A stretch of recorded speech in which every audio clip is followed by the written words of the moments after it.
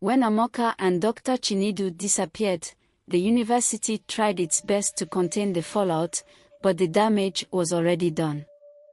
The story had become more than just campus gossip, it was a national scandal. People debated about ethics, family, and love on radio shows and social media. Meanwhile, the people at the heart of the chaos, Amaka, Dr. Chinedu, and Dr. Kemi, were entangled in an even darker web of secrets and regret. This is what I later discovered about what happened after they left. Dr. Chinedu didn't go far after the scandal broke. He retreated to his hometown, a quiet village surrounded by dense forest and whispers of old traditions. There, he rented a small house on the edge of town, living in near isolation. He grew a beard, stopped wearing his tailored suits, and spent most of his days staring out of the window, lost in thought. He couldn't forgive himself. Every time he closed his eyes, he saw Amaka's face when she discovered the truth. Her tears, her trembling voice, her heart breaking, all because of him. But there was something else that haunted him. Years before he became a lecturer, when he was still just a boy, he remembered fleeing during the raid that tore his family apart. He had been separated from his parents and younger sister in the chaos, taken in by a kind stranger, and raised under a different name. He had always believed his family was dead. The realization that Amaka was his sister made his guilt unbearable. But what terrified him the most was that a part of him still cared for her in a way that wasn't brotherly. Amaka, on the other hand, fled to a distant city, where she stayed with a distant aunt who knew nothing about the scandal.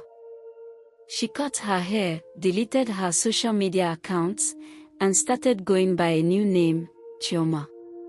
She tried to build a new life, enrolling in a different university and keeping to herself. But the nightmares followed her. She would wake up in the middle of the night, drenched in sweat, after dreaming about her last conversation with Chinedu. In the dream, he would reach out to her, but when she tried to take his hand, it would crumble into ash. Amaka tried to move on, even going on a few dates, but the weight of her secret was too heavy. How could she trust anyone when she couldn't even trust herself? Dr. Kemi wasn't just another lecturer doing her job. She had a personal vendetta against Dr. Chinedu, though few people knew why. Years ago, when Kemi was still new to the university, she and Chinedu had worked closely together. She had admired his intellect, his charisma, and the way he commanded respect.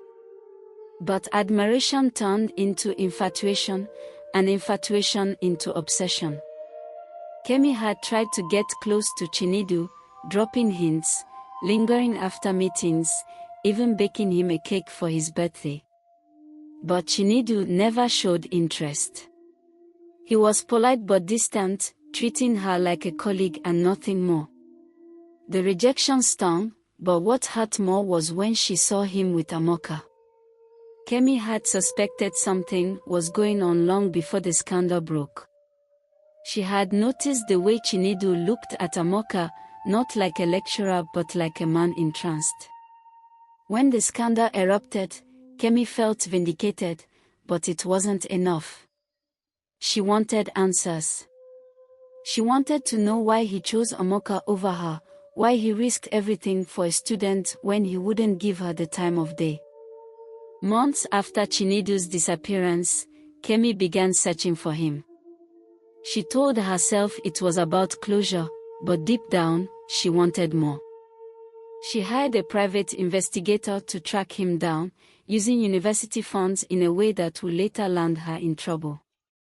After a moment of searching, the investigator found him in his quiet village.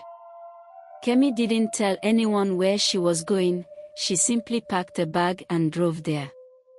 When she arrived, she found Chinedu sitting outside his house, staring at the forest.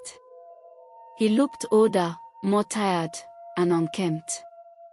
"Chinedu," she said, stepping out of her car.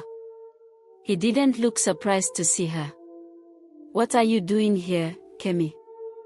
"I came to talk," she said, her voice trembling with a mix of anger and desperation. "You owe me an explanation."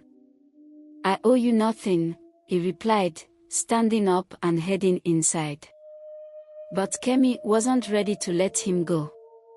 That night, Kemi knocked on his door again, and this time, she didn't hold back. "You ruined everything," she shouted. "Do you know what people are saying about the university? About me? All because of you and that girl." Chinedu didn't respond. He just stood there, staring at her with cold, tired eyes. "She wasn't just some girl to you, was she?" Kemi said, her voice softer now. "You loved her. Admit it." "I didn't know," Chinedu said finally, his voice breaking. "I didn't know she was my sister." Kemi froze, the weight of his words sinking in. "Your sister," she whispered. "Yes," he said. "And I destroyed her life. Just like I destroyed mine." For the first time, Kemi felt a pound of guilt. But it didn't last long. That night, Kemi stayed in a nearby inn, unable to sleep. She kept replaying Chinedu's words in her mind. But something didn't add up. If Amaka was his sister, why didn't he recognize her? Why didn't their parents ever find him? The next morning, Kemi returned to Chinedu's house, determined to uncover the truth. But when she arrived, the house was empty. Chinedu was gone. In his place, he left a letter, addressed to both Kemi and Amaka. The letter revealed a chilling truth. Chinedu had always suspected he had a sister, but when he met Amaka, he ignored the signs because he was drawn to her. His guilt consumed him, but there was another reason he had to leave. Someone else knew their secret. Chinedu hinted at a shadowy figure who had been blackmailing him since the scandal broke, threatening to expose more than just the affair. He didn't name names, but Kemi realized the danger was far from over. Amaka received her copy of the letter weeks later. She read it in her dorm room, tears streaming down her face. The final lines stayed with her. "I will carry this burden to my grave. But remember, the truth is a double-edged sword.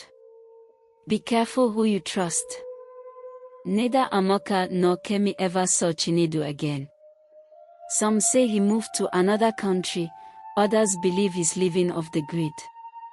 But the scars he left behind continue to fester, and the secrets surrounding their story remain as haunting as ever. This is where the nightmare ends, or perhaps, where it truly begins.